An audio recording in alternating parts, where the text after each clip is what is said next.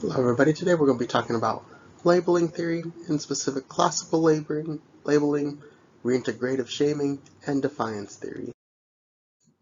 So labeling theory is a mix of three perspectives. First one is symbolic interactionism, which is gestures or signs to communicate, and a single label can have many meanings or baggage, such as identity, master status, and etc. Conflict theory is how the law is created and applied, and crime as constructed, and all deviance is relative. There's no absolute evils. So depending on the culture you live in, that defines kind of what is deemed deviant. The classic labeling processes, there's the primary deviance, and most engage in this, and it's typically sporadic and not serious. And there could be formal sanctions, degradation ceremony, and it's stigmatizing. And there's change in the self-concept, which is looking glass of the self. So you're kind of like, that then helps form kind of a person's identity, and it's hard to resist the formal label. And there's a secondary deviance, which is caused by the new self-image as criminal or deviant. So some of the criticisms of labeling theory is that typically history of antisocial behavior is prior to labeling. So society doesn't identify, tag, or sanction individuals as deviant in a vacuum. And controlling initial levels of deviance, the formal sanctions have little to no effect.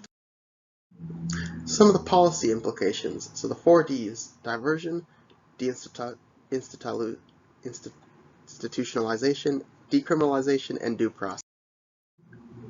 And John Brithwaite is kind of one of the founders of labeling theory, and he's an Australian criminologist, and he wrote The Crime, Shame, and Reintegration. There's the complex theory, but essential concepts are not that complex.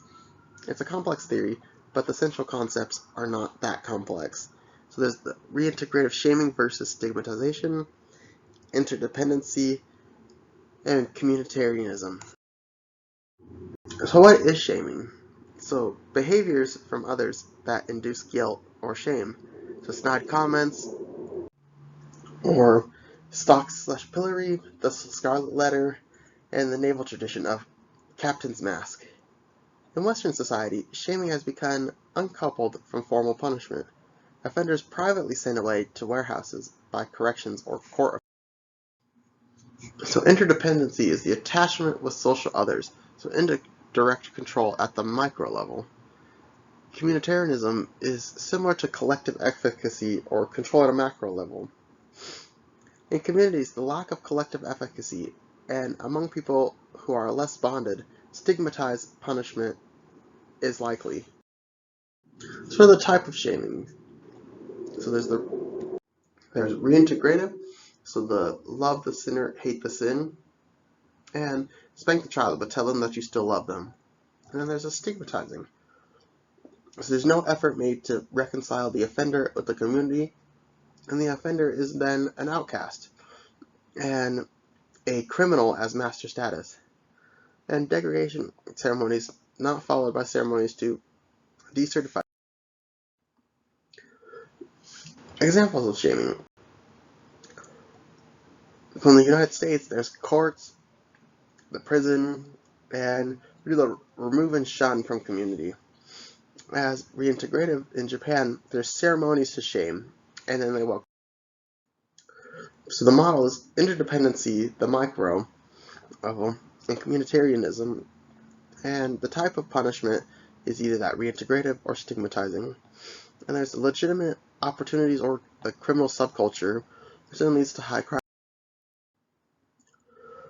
So evidence for reintegrative shaming is Japan versus the United States crime rates since World War II, Japan and the US. So high interdependency and communitarianism Reintegrative shaming emphasized, and the community has duty to shame and welcome back. So restorative justice, so it emphasizes repairing harm. So punishment alone is not effective in changing behavior, and is disruptive to community harmony and good relationships. Restoration as a means of restoring both parties is the goal of reconciliation and restoration. And it involves community involvement. Crime control the domain of the community, and community as facilitator in the restorative process. And crime has social dimensions of responsibility, and that the victims are central to the process of resolving a crime. So it then leads us to defiance theory. So what is defiance? It's the net increase in the prevalence, incidence, or seriousness of the further offending against a sanctioning community caused by a proud, shameless reaction to the administration of the criminals. So what causes deviance? So the sanctions are defined as unfair or viewed as unfair, and sanctioning agent behaves with disrespect for the offender or his/her group. The sanction is actually unfair, discriminatory, or excessive or undeserved, and the offender is poorly bonded to sanctioning agent or community.